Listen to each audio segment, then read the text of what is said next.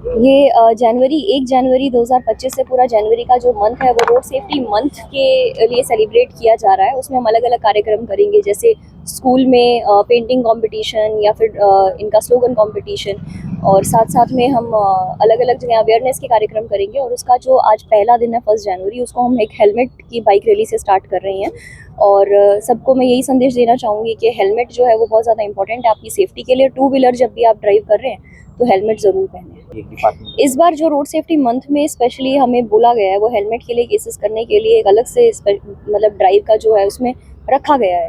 तो हम भी जो है हाईवेज पे अलग अलग जगह पे ड्राइव रख रहे हैं, बट हमारा ड्राइव रखने का तो मोटिव जो है वो तो एक दंड करने का है। बट अगर खुद से पब्लिक में जागरूकता आए और खुद हेलमेट पहनने लगे और अपनी सेफ्टी और फैमिली का ध्यान रखने लगे तो ज़्यादा मतलब बेहतर रहेगा। और हमें किसी को दंड करने में बिल्कुल इंटरेस्ट नहीं है, हम बस ये चाहते हैं कि एक सेफ्टी जो है रोड पे वो मेंटेन रहे। રાજકોટ માં બાઇક અને સ્કૂટર રેલીથી કરવામાં આવેલ છે। આ પૂરા માસ દરમિયાન રાજકોટ શહેર ટ્રાફિક બ્રાન્ચ અને આરટીઓ રાજકોટ તરફથી ટ્રાફિકને અવેરનેસ માટે જુદા જુદા કાર્યક્રમો કરવામાં આવનાર છે, જેની આજે આ શરૂઆત કરવામાં આવી છે।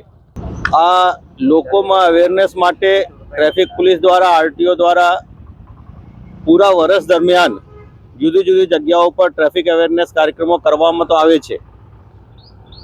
સ્કૂલોમાં પણ બાળકોમાં પણ આ અવેરનેસના કાર્યક્રમ આપણે કરીએ છીએ, પરંતુ આ જે માસ છે આ ભારત સરકારશ્રીને સૂચનાથી આ પૂરા મહિના દરમિયાન આમાં અવેરનેસ ફેલાય અને ટ્રાફિકના નિયમોને લોકો પાલન કરે, આ માટે આ કાર્યક્રમો યોજનાર છે।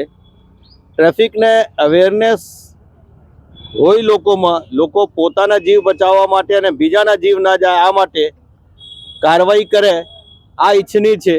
પરંતુ અમુક વખતે લોકોને થોડાક દંડ કરવાની જરૂર પડે છે, જેને કારણે આ દંડની કાર્યવાહી થાય છે। ક્યાં રહી જાય છે? કારણ કે આ પ્રયાસ ઘણી વખત થઈ ચૂક્યા છે। આમાં મોટા ભાગે જે છે દંડ જો તાત્કાલિક થાય તો આને લોકોમાં બીક હોય છે, લેકિન આ સિસ્ટમમાં તાત્કાલિક દંડની જોગવાઈ જ્યારથી બંધ થયા છે ત્યારથી થોડા જો કે કાર્યવાહી જો કે થોડી લોકોમાં થોડા ઢીલાસ આવી ગયા છે। લેકિન આપણે અવેરનેસને થ્રુ અને બાકીને થ્રુ આમાં કેવી રીતે આના ઇમ્પ્રુવમેન્ટ થાય આ જોઈશું।